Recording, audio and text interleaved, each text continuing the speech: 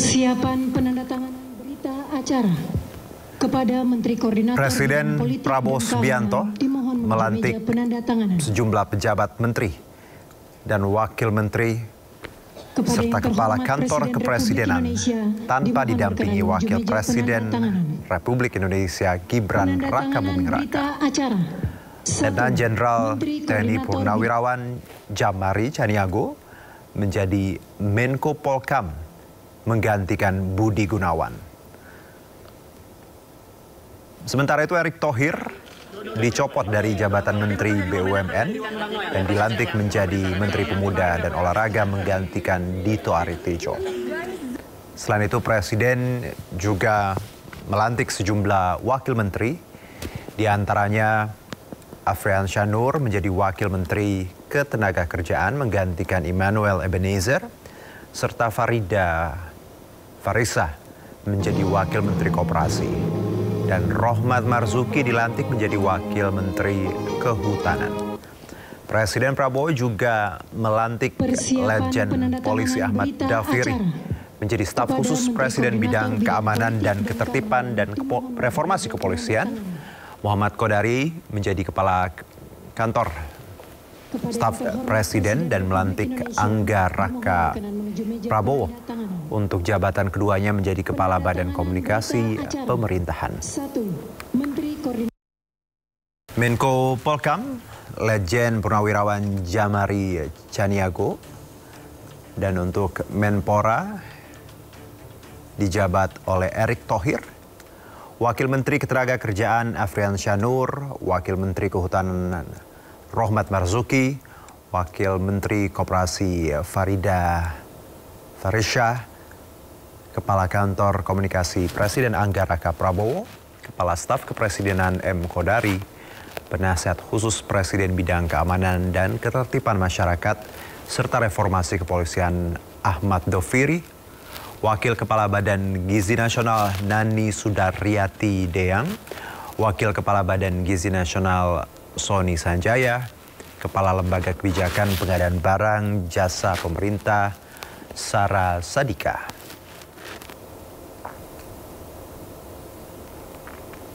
Menko Bidang Politik dan Keamanan, yakni Letjen Purnawirawan Jamari Caniago, sebelumnya menjabat sebagai Kepala Staf Umum TNI 2000 hingga 2004 dan Pangkostrat dari 98 hingga 99. Ya pemirsa, kemudian Menpora yang baru dilantik yaitu Erick Thohir saat ini menjabat sebagai Menteri BUMN dan Ketua Umum PSSI. Erick Thohir menjabat sebagai Menteri BUMN sejak 2019. Ya, selanjutnya pemirsa kita bergeser ke Wakil Menteri Ketenagakerjaan, ada Afriansyah Nur yang sebelumnya ia menjabat sebagai Wamenaker Kabinet Indonesia Maju pada 2019 hingga 2024 dan Sekjen Partai Bulan Bintang pada 2019 hingga 2024. Dari Wamenaker kita melanjutkan ke Wakil Menteri Kehutanan, Rohmat Marzuki, jabatan sebelumnya Bendahara DPD Gerindra Jawa Tengah dan Ketua Fraksi Gerindra DPRD Jawa Tengah.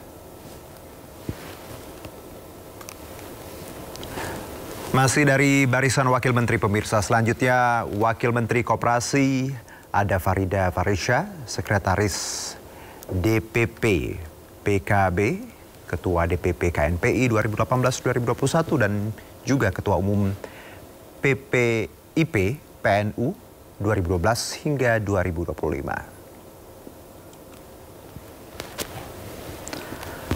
Selanjutnya kita ke Kepala Badan Komunikasi Pemerintah Angga Raka Prabowo yang merupakan Wamen Komdiji dari 2024 hingga sekarang dan Komisaris Utama PT Telkom Indonesia. Baik, pemirsa, Presiden Prabowo telah melantik 11 pejabat baru Kabinet Merah Putih. Beberapa di antaranya berasal dari TNI dan Kepolisian. Dan untuk membahas mengenai reshuffle dan tokoh yang dipilih Presiden Prabowo menjabat Menko Polhukam, Menpora, dan sejumlah jabatan lainnya. Sudah bergabung bersama kami Wakil Ketua Umum DPP Partai Perindo Andi Muhammad Yuslim Patawari, serta pengamat politik Agung Baskoro. Saya ke Bang Andi terlebih dahulu. Ya, Bang Andi, kita lihat bongkar pasang yang baru. Apa catatan Anda? Catatan kita tentu Bapak Presiden melihat, mengevaluasi apa yang terjadi, dan yang paling penting kalau saya melihat bagaimana situasi keamanan tetap kondusif. Maka catatannya dari Menko Polhukam sepertinya memilih orang yang paling beliau kenal. Ya tentu punya sempat terjang baik dalam dunia militer maupun pekerjaan-pekerjaan yang sebelumnya. Sepertinya membutuhkan orang yang dekat secara emosional sehingga bisa mengantisipasi semua potensi, dan yang kita harapkan bahwa terjadi suasana keamanan yang semakin kondusif agar program-program pemerintah Asta Cita bisa tercapai. Berarti nama Jamari Caniago ini tepat gitu, Bang Andi? Ya, kalau menurut saya tepat. Karena tentu Bapak Presiden melihat latar belakang beliau dan pengalaman beliau pernah di intelijen, akan menyatukan semua potensi yang ada. Baik. Karena jangan sampai ada potensi konflik di antara aparatur negara. Oke, saya ke Bang Agung. Bang Agung, kalau kita lihat tadi kan, ya banyak nama sebenarnya. Nanti kita bedah satu-satu. Kalau Bang Andi sudah menyoroti tadi Menko Polhukam yang baru. Kalau Anda melihat secara keseluruhan holistik, bagaimana pergantian hari ini? Iya, saya kira lumayan ya, karena memang orang-orang yang menggantikan punya pengalaman itu dulu ya, teknokratik ketika menduduki posisi Menko Polhukam ya. Pak Jamari Caniago kita tahu pernah menjadi Pangkostrat dan Kasum TNI semacam itu. Jadi itu dibutuhkan untuk orkestrasi ya stakeholder yang ada di Kemenko Polhukam. Apakah itu TNI, sipil ya, maupun yang lainnya. Jadi saya kira untuk Kemenko Polhukam untuk Menpora misalkan Pak Erik, saya kira juga fit and proper karena beliau sebelumnya sebagai ketua PSSI cukup berprestasi. Harapannya ketika beliau menjadi Menpora, bidang-bidang yang lain, olahraga yang lain itu juga meningkat prestasinya, Mas Juno. Ya, sehingga kita punya olahraga yang punya prestasi kelas dunia semacam itu. Untuk KSP juga Pak Kodari sebelumnya wakil ketua KSP juga saya kira oke lah gitu. Kemudian Mas Anggaraka juga beliau di Wamenkom DG selama ini juga fit and proper dengan posisinya sekarang di Kepala Badan Komunikasi Pemerintah ya, nggak jauh beda tupoksinya dengan Wamenkom DG. Jadi saya kira nggak ada soal ya. Kemudian wakil ketua BGN-nya ya, wakil kepala BGN ada 2 orang, Wamenaker, Wamenhut, saya kira juga ya ketua LKPP. Cuman saya ingin menyoroti soal politiknya, Mas Juno. Ya ini ada perimbangan Poros Teuku Umar dengan Poros Solo, ini menarik ya. Poros Teuku Umar mengalami relaksasi, begitu juga Poros Solo. Ya sehingga yang menguat sekarang Poros Hambalang. Artinya apa? Isu-isu soal matahari kembar itu dengan sendirinya pudar dan hilang. Itu yang paling utama. Jadi kalau kita lihat tadi, kalau Anda mencermati dari bicara kepentingan politiknya, ini 2 poros yang Anda sebutkan tadi mulai memudar, seperti itu? Bukan memudar, dia mengalami relaksasi, menyesuaikan adaptasi normal. Ya, ini normal kalau normal ya. Itu ya. Relaksasi. Ya. Saya ke Bang Andi. Bang Andi, kalau kita lihat ini menarik karena tadi Bang Agung sudah menyentuh dulu nih. Saya mau simpen itu di tengah-tengah, tapi karena sudah dibawa Mas Agung, Anda melihat bahwa pergantian ini apakah tadi bisa mempercepat ya program-program Pak Prabowo, atau tadi mengakomodir kepentingan politik hanya semata-mata seperti itu? Kalau Anda melihatnya seperti apa, Bang Andi? Saya sepakat dari Mas Agung tadi sampaikan. Pada dasarnya Presiden itu memilih bahwa ada keyakinan personal beliau memilih orang yang berkompeten. Baik. Tentu dengan pendekatan bahwa orang ini dekat secara personal dan bisa merepresentasi semua golongan. Dulu-dulunya kita tahu bahwa orang menjadi menteri itu ada representasi profesional, representasi partai ke daerah ataupun perwakilan. Nah, saya melihat Presiden mencoba mengakomodir kepentingan ini, tapi memberi suatu legitimasi bahwa ini adalah saya yang menjadi Presiden, sehingga menjalin komunikasi ke publik dengan ditunjuknya komunikasi, kemudian Mas Kodori, KSP tadi itu memberikan wacana baru untuk menyampaikan ke publik apa yang disampaikan, apa yang dilakukan oleh Presiden bisa terlaksana dengan baik. Dan yang paling penting, bagaimana bisa menjaga suasana kebatinan, keadaan tetap kondusif sehingga program-program pemerintah dalam sektor ekonomi itu bisa berjalan dengan baik. Oke. Poinnya di situ.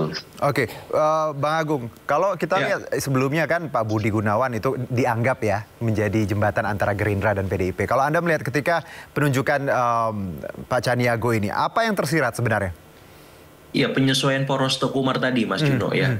Karena kan kalau memang poros Teguh Umar tetap dalam posisi dan porsi sebagai penyeimbang yang tone-nya lebih ke mitra strategis, otomatis yang menggantikan Pak BG itu adalah kader kultural, bukan kader utama dari PDIP misalnya. Tapi hari ini yang menggantikan adalah dari militer, yang itu berbeda dengan sebelumnya kepolisian. Berikutnya lagi ya ini dekat sekali dengan poros Hambalang.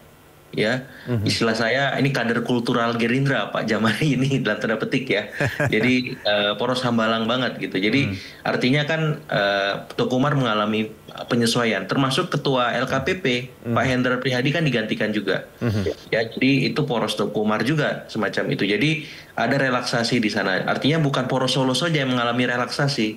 Ya, sehingga kita bisa lebih objektif melihat Presiden sedang menyesuaikan ya bandul politik kekuasaannya, ya balancing of power, supaya apa? Supaya semua mitra-mitra ataupun poros-poros kekuasaan tadi bisa melihat secara objektif ya bahwa poros Hambalang ingin dengan sepenuhnya mengontrol, mengelola, mengatur pemerintahan kita semaksimal mungkin, segesit mungkin, tanpa ada restriksi apapun yang di masa-masa mendatang bisa saja menghalangi, karena situasinya kan cukup ekstrim ya, geopolitik, geostrategis cukup rentan, kemudian di domestik juga kita tahu ya tuntutan publik cukup tinggi, cukup kuat terkait kepuasan. Presiden mau tak mau harus sesegera mungkin merespon setiap perubahan dan dinamika itu. Begitu, Mas. Oke, jadi relaksasi yang di sini kita lihat bagaimana sebenarnya Presiden tadi menghormati kubu masing-masing dan memilih jalannya lah ya untuk. Tapi basisnya kinerja, Mas, teknokratis. Ya, dalam artian di masa-masa mendatang poros Cikes bisa saja di reshuffle. Ya masuk poros Lebak Bulus misalkan, sangat mungkin. Ya jadi kalau misalkan kerjanya nggak benar atau banyak masalahnya, ya pasti diganti. Walaupun itu dari poros Hambalang. Ya presidennya sudah ada, Mas Noel kemarin kan. Beliau relawan Pak Prabowo, kader Gerindra, tapi beliau kena masalah hukum, langsung dipecat dari kabinet dan dari Gerindra. Ya ini maksud saya pesan kuat juga bahwa apa?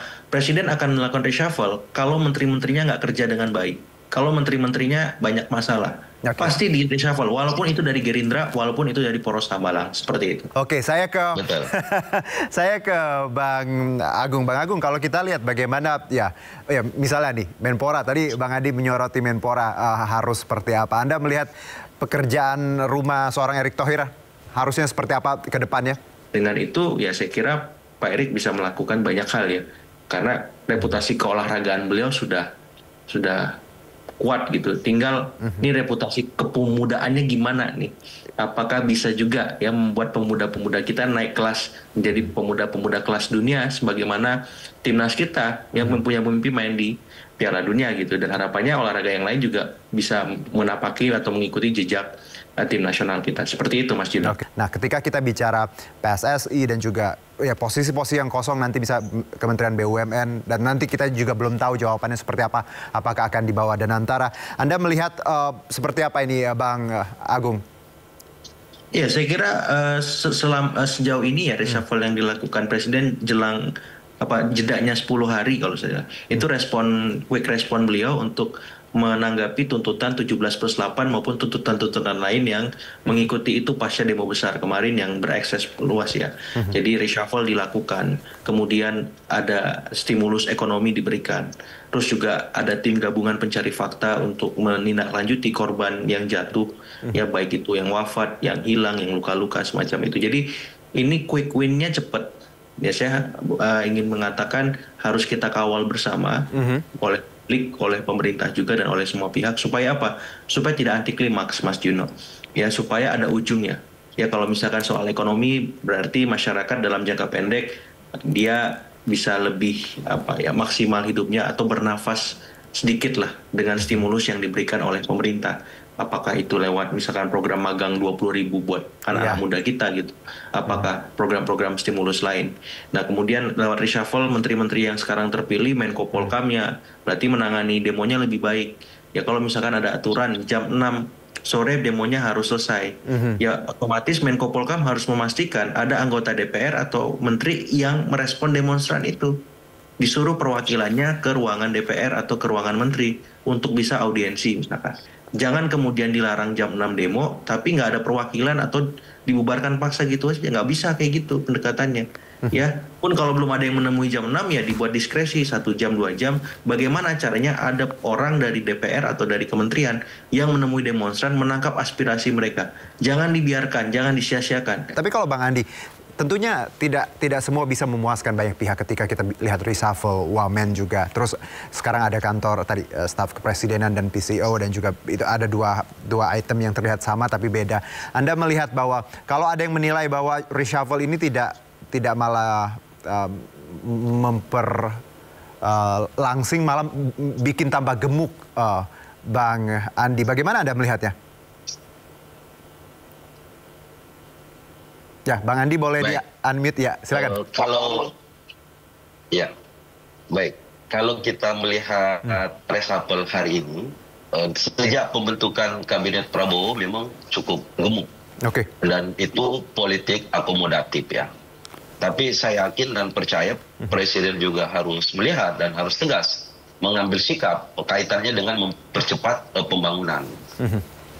Yang perlu kita sadari bahwa ada jurang sosial antara yang kaya semakin kaya, yang miskin boleh dikatakan hampir tidak berdaya untuk melakukan kinerja dan pekerjaan. Indonesia butuh masa depan. Generasi muda kita, generasi penerus sejarah, pelanjut cerita bangsa, itu butuh jaminan bahwa pemerintah bisa apa kepada kita. Maka yang paling penting menurut saya terjadi sinergi di lingkaran presiden. Kalau kita sampaikan tadi ada bidang informasi, ada KSP, itu harus linear dengan program-program pemerintah, kementerian teknis lainnya. Jadi ketika berbicara pembangunan, berbicara tentang program, itu harus menyatu. Jangan ada tumbang tindih kebijakan sehingga masyarakat kita bingung untuk memberi keyakinan mereka dalam pekerjaan, dalam profesi manapun. Ini bisa menjadi jurang potensi konflik. Kalau harapan kami, apakah ini baik atau tidak baik, semua butuh alat uji. Tapi yang pasti, Bapak Presiden tentu melakukan assessment untuk melihat kapasitas personal, latar belakang, dan lain sebagainya. Dan tentu ada rekomendasi dari beberapa pihak yang memberi kepastian bahwa ini lebih baik daripada yang lalu. Harapan kita bahwa semua menteri di jajaran Presiden, Bapak Prabowo, ini bisa bersinergi dengan stakeholder yang ada. Baik, khususnya ada keberpihakan kepada masyarakat, UMKM. Itu yang paling penting karena masyarakat inilah yang terbanyak di Republik ini. Baik, Bang Andi. Bang Agung harus hadir memberi kenyamanan di situ. Baik, Bang Agung singkat saja Bang, closing statement ya. Selamat bekerja, semangat bekerja ya, karena itu yang ditunggu masyarakat kita. Bagaimana bisa menuntaskan beragam macam soal-soal ekonomi, politik, keamanan. Karena kalau nggak bekerja, hati-hati, siap-siap diganti. Begitu, Mas. Baik, terima kasih Bang Agung dan juga Mbak Andi untuk bincang singkat kita. Ya, selamat bekerja, selamat bekerja, dan untuk rakyat Indonesia ya Bang ya. Terima kasih. Sama-sama semuanya sehat-sehat. Ya, terima kasih banyak.